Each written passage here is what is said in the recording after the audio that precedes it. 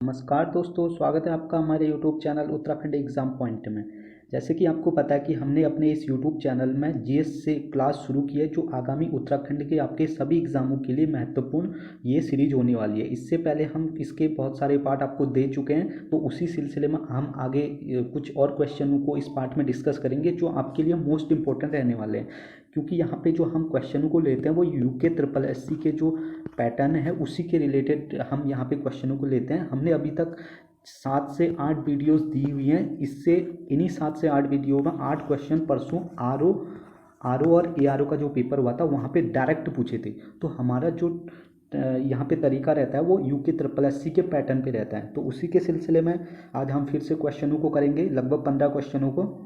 तो आपको ये नोट करनी है और यहाँ पे अगर आपको ये याद करना है तो बार बार वीडियो को रिपीट करके देखें तो आपको ये याद हो जाएगा। तो शुरू करते हैं आज की वीडियो। पहला क्वेश्चन कह रहा है कि तलचर प्रसिद्ध कोयला क्षेत्र कहाँ स्थित है। ये क्वेश्चन पहले भी यूके ट्रिपल एससी के किसी एग्जाम में आ चुका है। तो आपको बताना है कि तलचर प्रसिद्ध कोयला क्षेत्र कहाँ स्थित है। ये है उड़ीसा में। तो आपको ये याद रखना है तलचर किस, सबसे पहले आपसे पूछा जा सकता है कि तलचर कहाँ है, उड़ीसा में, और किसके लिए प्रसिद्ध है, कोयले के लिए। तो आपको ये दोनों क्वेश्चन याद रखने हैं। तो इसका आंसर है ऑप्शन डी।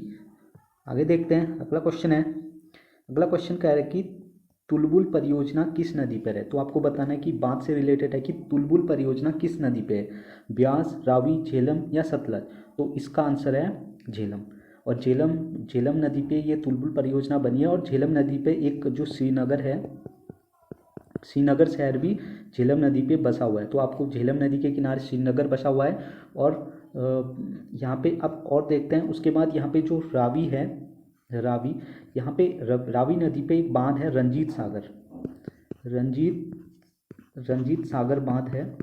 ये आपको ध्यान रखना है कि रंजीत सागर बांध किस नदी पे है, रावी नदी पे। सतलज नदी पे एक है, बहुत ही फेमस बांध है, भाखड़ा नागल बांध किस पे है, सतलज नदी पे। तो आपको ये तीनों याद रखने हैं, तुलबुल परियोजना झेलम नदी पर, और सतलज पे भांगड़ा नागल, और रावी पे रंजीत सागर। तो आपको ये तीनों याद रखने हैं। और आगे देखते हैं, अगला क्वेश्चन है। अगला क्वेश्चन कह रहा है कि बहुत बार क्वेश्चन आ चुका है कि कौन सी नदी भ्रंश घाटी से होकर बहती है। तो भ्रंश घाटी से होकर बहने वाली नदियाँ आपको बतानी है, नर्मदा, सोन, गोदावरी, कावेरी। तो इसका आंसर है नर्मदा। और आप यहाँ पे क्वेश्चन, इंपॉर्टेंट क्वेश्चन है कि जो नर्मदा नदी है, सबसे पहले मैं आपको बता देता हूँ भ्रंश घाटी क्या होती है। देखो, 2 पहाड़ हैं, ये पहाड़ विंध्य की पहाड़ियाँ मध्य प्रदेश में, और यहाँ पे है सतपुड़ा की पहाड़ियाँ। तो ये जो पहाड़ियाँ हैं इसके मध्य से ये नर्मदा नदी बहती है, और ये भ्रंश घाटी, और यहाँ से बहती है तापी नदी। तो आपसे अगर क्वेश्चन, ये दोनों नदियाँ पूर्व से पश्चिम की ओर बहती है, यानी कि इनका डायरेक्शन आप देखो कि ये अरब सागर में गिरेंगी पश्चिमी घाट की तरफ। लेकिन और अगर क्वेश्चन यहाँ से ये भी बन चुका है कि इन निम्नलिखित नदियों में से कौन सी नदी पश्चिम की ओर बहती है, तो नर्मदा और ताप्ती नदी दोनों पश्चिम की तरफ बहती है, और ये विंध्य और सतपुड़ा के बीच से नर्मदा बहती है, और सतपुड़ा के दक्षिण में तापी नदी ये बहती है। तो आपको ये ध्यान रखना है। तो यहाँ पे भ्रंश घाटी पूछा था, तो भ्रंश घाटी से होकर बहती है नर्मदा नदी। देखो, सोन नदी किसकी सहायक नदी है, गंगा की सहायक नदी है, और ये पूर्व की ओर बहती है। गोदावरी ये है, ये कहाँ से निकलती है, ये निकलती है गोदावरी त्रियंबक, जो नासिक में एक जगह है त्रियंबक, महाराष्ट्र में।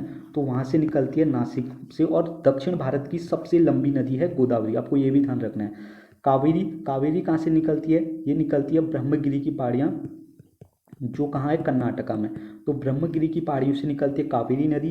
गोदावरी त्र्यंबक की पहाड़ियों से निकलती है। सोन नदी ये अमरकंटक से ही निकलती है। नर्मदा नदी भी अमरकंटक से निकलती है, अमरकंटक की पहाड़ियों से निकलती है, लेकिन ये पूर्व की ओर बह जाती है, ये पश्चिम की ओर। तो आपको ये चारों नदियों के बारे में याद रखना है कि नर्मदा नदी पश्चिम की ओर बहती है, अमरकंटक से निकलती है। सोन नदी गंगा की सहायक नदी है। गोदावरी दक्षिण भारत की सबसे लंबी नदी, जो त्र्यंबक की पहाड़ियों से, नासिक से निकलती है। और कावेरी ब्रह्मगिरी की पहाड़ियाँ कर्नाटक से निकलती है। तो आपको ये सारी नदियों से ये चीज़ें याद रखनी है। आगे देखते हैं, अगला क्वेश्चन है कि नाथुला दर्रा किस राज्य में स्थित है। तो दर्रे से एक क्वेश्चन आता है, तो नाथुला दर्रे के बारे में आपको बताना है। तो नाथुला दर्रा कहाँ है, हिमाचल प्रदेश, उत्तराखंड, अरुणाचल प्रदेश या सिक्किम। तो इसका आंसर है सिक्किम, सिक्किम में नाथुला दर्रा है, मोस्ट इंपॉर्टेंट क्वेश्चन है, तो इसका आंसर है सिक्किम। अब कुछ और दर्रे देखते हैं, जैसे हिमाचल प्रदेश में एक रोहतांग दर्रा है। रोहतांग दर्रा कहाँ है? हिमाचल प्रदेश में। उत्तराखंड में जैसे कि आपको बहुत सारे हैं, लिपू लेक, लिपू लेक यहाँ पे फेमस देख लो आप, लिपू लेक है। अरुणाचल प्रदेश में दिफू दर्रा है। तो आपको ये तीन ये याद रखें, उत्तराखंड की क्लास में पढ़ेंगे, बहुत सारे दर्रे हैं, लेकिन हिमाचल प्रदेश का रोहतांग आपको याद रखना है, रोहतांग, और यहाँ का अरुणाचल प्रदेश का दिफू, और ये नाथुला और जेलेपला, एक और है जेलेपला, जेलेपला। तो नाथुला और जेलेपला सिक्किम में, और अरुणाचल प्रदेश में दिफू दर्रा है, बहुत ही फेमस, और रोहतांग दर्रा हिमाचल प्रदेश में। तो आपको ये ध्यान रखना है। आगे देखते हैं, अगला क्वेश्चन है कि जवाहरलाल नेहरू बंदरगाह कहाँ स्थित है? तो आपको बंदरगाह पूछ रखा है, तो मुंबई में है, कोलकाता में, चेन्नई में, कांडला में। तो इसका आंसर है मुंबई। जवाहरलाल नेहरू बंदरगाह का है, मुंबई में है। अब कुछ और देखते हैं यहाँ पे, कोलकाता बंदरगाह, जैसे कि आपको पता है पश्चिम बंगाल की राजधानी है। देखो ये सभी जो मुंबई, चेन्नई, कांडला, ये सभी बंदरगाह ये समुद्र के किनारे यानी कि समुद्री है, लेकिन कोलकाता एक नदीय बंदरगाह है, हुगली नदी पे बना हुआ है, हुगली नदी पे ये कोलकाता बंदरगाह है। तो एक आपसे क्वेश्चन पूछ सकता है कि कौन सा बंदरगाह नदीय बंदरगाह है, यानी कि नदी पे बना है, तो ये बना है कोलकाता बंदरगाह। चेन्नई एक बंदरगाह एक कृत्रिम है, यानी कि खुद ही मानव ने बनाया, यानी कि हमने खुद ही बनाया कृत्रिम। उसके बाद चेन्नई में, यानी कि चेन्नई बंदरगाह तमिलनाडु में हो गया। तमिलनाडु में कुछ और भी बंदरगाह हैं, जैसे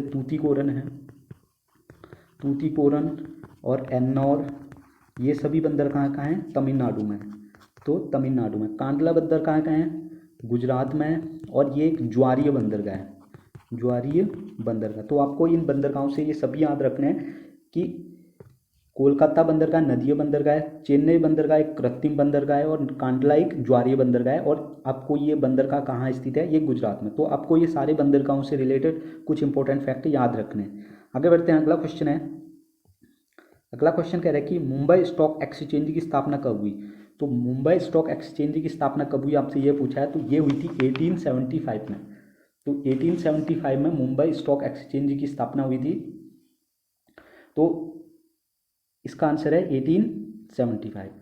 अब मुंबई स्टॉक एक्सचेंज का जो एक इंडेक्स होता है, इंडेक्स यानी कि हम कहते हैं कि इसका है सेंसेक्स, इसका जो इंडेक्स है, इंडेक्स मुंबई स्टॉक एक्सचेंज के इंडेक्स का नाम क्या है, आपको ये भी बताना है। तो इसका है सेंसेक्स, SEX। तो सेंसेक्स किसका है? मुंबई स्टॉक एक्सचेंज का है। आपको ये याद रखना, कब बना था? 1875 में। उसके बाद देखो, मुंबई स्टॉक एक्सचेंज के बाद साथ साथ इसको कहते हैं BSE, और एक होता है NSE, यानी कि नेशनल स्टॉक एक्सचेंज। इसकी स्थापना कब हुई थी? इसकी स्थापना हुई थी 1991 में, और इसका इंडेक्स क्या है नेशनल स्टॉक एक्सचेंज का? इसका है निफ्टी। आपने न्यूज़ में सुना होगा, निफ्टी इतने ऊपर चढ़ गई, सेंसेक्स इतने गिर चुका है। तो ये सब क्या है? ये इसका इंडेक्स है। तो बॉम्बे स्टॉक एक्सचेंज का इंडेक्स सेंसेक्स, और नेशनल स्टॉक एक्सचेंज का निफ्टी, ये कब बना था? 1875 में, और नेशनल स्टॉक एक्सचेंज 1991 बना था। तो आपको इन दोनों से ये सब याद रखने हैं। आगे बढ़ते हैं, अगला क्वेश्चन है। ये क्वेश्चन परसों RO के क्वेश्चन में भी आ चुका है कि सरकारिया आयोग संबंधित है। तो आपको सरकारिया आयोग बताना है किससे संबंधित है, बहुत बार क्वेश्चन आ चुका है, ये इंपॉर्टेंट क्वेश्चन है। तो सरकारिया आयोग संबंधित है केंद्र राज्य संबंध, केंद्र और राज्य के बीच कैसे संबंध होने चाहिए, उन सब के निपटारे के लिए एक आयोग बनाया था। तो ये सरकारिया आयोग था। तो आपको ये याद रखना है, केंद्र राज्य संबंधों के लिए सरकारिया आयोग बनाया गया था। आगे देखते हैं, अगला क्वेश्चन है कि भारत सरकार का प्रथम विधि अधिकारी का मतलब है कि कानूनी अधिकारी। भारत सरकार का प्रथम विधि अधिकारी कौन होता है? विधि अधिकारी का मतलब है कि वो भारत सरकार को हर जगह डिफेंड करेगा, जहां अगर तो महान्यायवादी पूछ रखा है, तो सॉरी, इसका आंसर होगा महान्यायवादी। तो भारत सरकार का प्रथम विधि अधिकारी, एक मान के वकील है भारत सरकार का, वो है महान्यायवादी। और ये अनुच्छेद कितने में है? अनुच्छेद 76 में, अनुच्छेद 76 में महान्यायवादी की ये चर्चा की गई है। तो आपको ये याद रखना है। अब यहाँ पे मुख्य न्यायाधीश पूछे हैं, तो अगर सुप्रीम कोर्ट, ये सुप्रीम कोर्ट में, और सुप्रीम कोर्ट का अनुच्छेद कितना है? अनुच्छेद 124। तो आपको ये भी याद रखना है। विधि अधिकारी पूछा तो महाभारत का महान्यायवादी, अनुच्छेद 76, आपको ये याद रखना है, इंपॉर्टेंट क्वेश्चन है। आगे देखते हैं, अगला क्वेश्चन है, बुक से रिलेटेड है कि आनंद मठ के लेखक हैं। तो आनंद मठ एक बुक है, उससे लेखक आपको बताना है, ये हैं बंकिम चंद्र चटर्जी, जिनसे हमने राष्ट्रीय गीत लिखा है वंदे मातरम, तो आनंद मठ से ही लिया गया है। वो जो राष्ट्रीय गीत वंदे मातरम है वो आनंद मठ से ही लिया गया है। ये किसने लिखा है? बंकिम चंद्र चटर्जी ने। अब यहाँ पे एक इंपॉर्टेंट नेम है अरविंदो घोष। अरविंदो घोष की एक बहुत ज़्यादा फेमस बुक है लाइफ डिवाइन। लाइफ डिवाइन, आपको ये बुक याद रखनी है कि लाइफ डिवाइन किसकी बुक है? अरविंदो घोष की। इनकी आपको पता ही होगा गीतांजलि एक बहुत फेमस बुक है, जिनके लिए साहित्य के लिए 1913 में रविंद्रनाथ टैगोर को गीतांजलि के लिए, इनको साहित्य के लिए एक नोबेल पुरस्कार मिला था। कब? 1913 में। बहुत ज़्यादा इंपॉर्टेंट क्वेश्चन है कि रविंद्रनाथ को नोबेल पुरस्कार कब मिला था? 1913 में। और बंकिम चंद्र चटर्जी आनंद मठ। Aurobindo Ghosh most important book है लाइफ डिवाइन किसकी है? अरविंदो घोष की। तो आपको ये सारे क्वेश्चन याद रखने हैं। आगे देखते हैं, अगला क्वेश्चन है कि महात्मा गांधी ने किस कानून को, आपको बताने कि महात्मा गांधी ने किस कानून को ये काला कानून कहा था। तो आपको बताने कि काला कानून महात्मा गांधी ने किसके कहा था?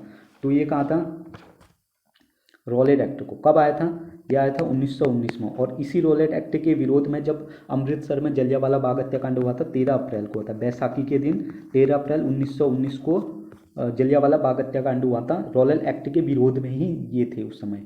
अब यहाँ पे मॉन्टेग्यू घोषणा कब आई थी? ये आई थी 1917 में। आपको ये भी याद रखना है। कम्युनल अवार्ड, यहाँ पे जो सांप्रदायिक पंचांग कहते हैं, ये आया था 1932 में। ठीक है, तो आपको ये तीनों याद रखना है। कम्युनल अवार्ड 1932, मॉन्टेग्यू घोषणा 1917 और रॉलेट एक्ट 1919। तो आपको महात्मा गांधी ने काला का ब्लैक कानून किसको कहा था? ये कहा था रॉलेट एक्ट को। आगे देखते हैं, अगला क्वेश्चन है कि देश बंधु की उपाधि किसे दी गई थी? तो देश बंधु की उपाधि किसे दी गई थी, ये क्वेश्चन पूछ रखा है यहाँ पे। तो देश बंधु की उपाधि दी गई थी यहाँ पे, देश बंधु की उपाधि किसको दी गई थी? ये दी गई थी चित्तरंजन दास को। सीधे क्वेश्चन देखते हैं, चित्तरंजन दास को क्या दिया गया था? देश बंधु। देश बंधु की उपाधि किसको दी गई थी? चित्तरंजन दास को। मोस्ट इंपॉर्टेंट क्वेश्चन है, तो आपको ये ध्यान रखना है। आगे देखते हैं, अगला क्वेश्चन है कि हर्मिट ऑफ शिमला किसे कहा जाता है? तो हर्मिट ऑफ शिमला किसे कहा जाता है? इंपॉर्टेंट क्वेश्चन है। तो हर्मिट ऑफ शिमला किसे कहा जाता है? ये कहा जाता है ओ ई ह्यूम को। और ये इंडियन नेशनल कांग्रेस, जो कांग्रेस की स्थापना हुई थी वो 1885 में, संस्थापक कौन थे? ओ ए ह्यूम। कांग्रेस की स्थापना किसने की थी? ओ ए ह्यूम ने। और इन्हीं हर्मिट ऑफ शिमला कहा जाता है, आपको ये ध्यान रखना है। अब यहाँ पे कुछ देखते हैं, जॉर्ज यूल, ये बने थे 1880 में, 1888 में, जब फर्स्ट जो जॉर्ज यूले थे, ये फर्स्ट अंग्रेज थे। ये क्या थे? फर्स्ट अंग्रेज थे इंडियन नेशनल कांग्रेस के अध्यक्ष बनने वाले।